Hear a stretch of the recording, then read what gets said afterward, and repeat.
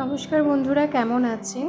আশা করছি সবাই ভালো আছেন আর আমিও খুব ভালো আছি। প্রিয়াঙ্কা মুখার্জির আরও একটি নতুন ব্লগে আপনাদেরকে জানাই স্বাগত। আজকে সকালবেলাতেই বেরিয়ে পড়েছি তারাপীঠ যাব। তারাপীঠ কেন যাচ্ছি? এটা যাচ্ছি তারাপীঠ রোড। প্রথমেই বলে রাখি, তারাপীঠ মন্দির নয়, তারাপীঠ রোড যাচ্ছি আমার একটা ক্লায়েন্টের বাড়ি। আর সেখানে আমি যাচ্ছি স্মুথনিংয়ের জন্য। সে আমাকে বুক করেছিল, তো তার বাড়িই যাচ্ছি। আর তারাপীঠ রোডেই নেমে পড়েছি। সাঁইথিয়া থেকে তারাপীঠ রোড খুব একটা বেশি দূর নয়, কাছেই। আর ট্রেনে তো খুবই সুন্দর। আর ওর বাড়িটাও ছিল স্টেশনের কাছেই। আর বাড়িতে ঢুকেই আমি দেখতে পাই ছাদের মধ্যে এইরকম একটা জায়গায় রাখা রয়েছে ড্রাগন গাছটি। আমি তো দেখেই অবাক হয়ে যাই, কারণ আমার লাইফে প্রথম দেখা এরকমভাবে ড্রাগন গাছ। আমি এর আগে ছবিতে বা ভিডিওতেই দেখেছি, কখনো সামনে থেকে দেখা হয়নি। আমি তো দেখে অনেকক্ষণ ধরে এটার ভিডিও নিলাম। তারপরে চলে এলাম ক্লায়েন্টের কাছে। আর ক্লায়েন্টের হেয়ারের ঠিক এরকম অবস্থা ছিল। আর এরপরে এইটাকে এবার আমাকে একটা সুন্দর মেকওভার লুক দিতে হবে, তো সেটারই ব্যবস্থা। আর যেহেতু পুরো ব্লগটা আমি নিজে একাই করি, তাই সবটা নেওয়া যায় না। তো এখানে ফার্স্ট ক্রিমটা লাগিয়ে দিয়ে ওয়েট করতে হয়েছে কিছুক্ষণ মানে প্রায় 1-1.5 ঘন্টা। তারপরে সেটাকে চেক করার পরে ওয়াশ করা হয়। আর এই সময় আমরা যেটা করছিলাম, আমি বললাম চলো তোমাদের বাগানটা একটু ঘুরিয়ে দেখাও। আর ও খুব ভালো মেয়ে। ও ফার্স্টেই আমাকে বলেছিল যে চলো তোমাকে একটু ঘুরিয়ে দেখিয়ে নিই। আর এই যে শুধু ওইখানে একটাই গাছ ছিল না, ড্রাগন গাছ। এখানে ড্রাগন গাছ অনেকগুলো, ওরা প্রায় যে চাষের মতো করে করেছে।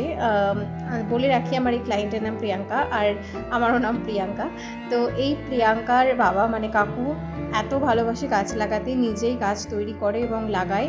আর ওই জায়গাটা দেখার পরে চলে এলাম ছাদেও দেখছি অসম্ভব সুন্দরভাবে এই ড্রাগন গাছগুলো লাগানো। আমার পাশ দিয়ে ট্রেন যাচ্ছিল, যে কারণে আমাকে ব্লগটার ভয়েস ওভারটা কিছুটা আটকে রাখতে হয়েছিল। তো তারপরে আমি এই গাছগুলো দেখেও ভীষণ হতচকিত। এবং ড্রাগন গাছগুলোর ফলগুলো দেখো যে একদম পুরো মাটিতে মিশে যাচ্ছে। আর এত ভালো লাগছিল ছাদের এভাবে ব্যবস্থা করে এই সব লতানো গাছগুলো, যেগুলো চালকুমড়ো হয়, সেই ব্যবস্থাগুলো করা হয়েছে। এগুলো দেখে আমার সত্যি ভীষণই ভালো লেগেছে।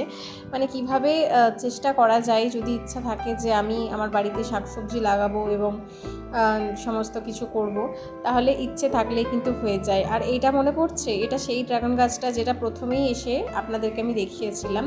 আর এখানে এই ড্রাগনগুলো একদম পেকে গেছে, যে কারণে দেখতে আরও বেশি ভালো লাগছে। আর হ্যাঁ, বলে রাখি, আমিও কিন্তু ফার্স্ট টাইম ড্রাগন ফল খেলাম ওদের বাড়িতেই। সত্যি অসম্ভব সুন্দর লেগেছে আমার খেতে। আমি জানি না বাজারের টেস্টটা কেমন, কিন্তু আমার ঘরের ফলটার টেস্টটা সত্যিই ভীষণ ভালো লেগেছে। আর তারপরে দেখাই, এই হচ্ছে ওয়াশ করার পরে আমি ওর হেয়ারটা দেখাই। এটা হচ্ছে ওয়াশ করার পরে প্রায় 90% একদম স্ট্রেট হয়ে যায়। তারপরে গিয়ে স্ট্রেটনারটা দিতে হয়, স্ট্রেটনিংটা করতে হয়। এটাতেই বোঝা যায় যে চুলটা কতটা স্ট্রেট হবে বা হতে চলেছে। আর এই হচ্ছে তার ফাইনাল লুক। আমার তো খুব ভালো লেগেছে কাজ করে। আপনারা বলুন আপনাদের কেমন লাগছে। আর হ্যাঁ, বলে রাখি, আপনারাও যদি আমার কাছে পুজোতে স্ট্রেটনিং, স্মুথনিং, হেয়ারের যে কোনো ট্রিটমেন্ট করাতে চান, অবশ্যই যোগাযোগ করতে পারেন। Home service available. আর আমার কাছে এসেও করতে পারেন, সাঁইথিয়াতেও এসে করতে পারেন, রামপুরহাটে এসেও করতে পারেন। তো সেটা ডিটেলস জানতে গেলে আমাকে অবশ্যই ইনবক্স করবেন। আর এই রকম সুন্দর একটা লুক পুজোতে পেতে গেলে অবশ্যই কিন্তু আমার সঙ্গে যোগাযোগ করতে হবে। আর বলে রাখি, এখন কিন্তু 299-এর অফার চলছে। তো যারা করাতে চাইছো তারা অবভিয়াসলি বুক করো। আশা করছি তোমাদেরও ভালো লাগবে। এই ছিল আজকের আমার ব্লগ সারাদিনের। তো ব্লগটা যদি ভালো লাগে তাহলে অবশ্যই একটা লাইক, কমেন্ট অ্যান্ড শেয়ার করবেন। আর অবশ্যই কিন্তু পাশে থাকবেন। দেখা হচ্ছে নেক্সট ব্লগে। টাটা।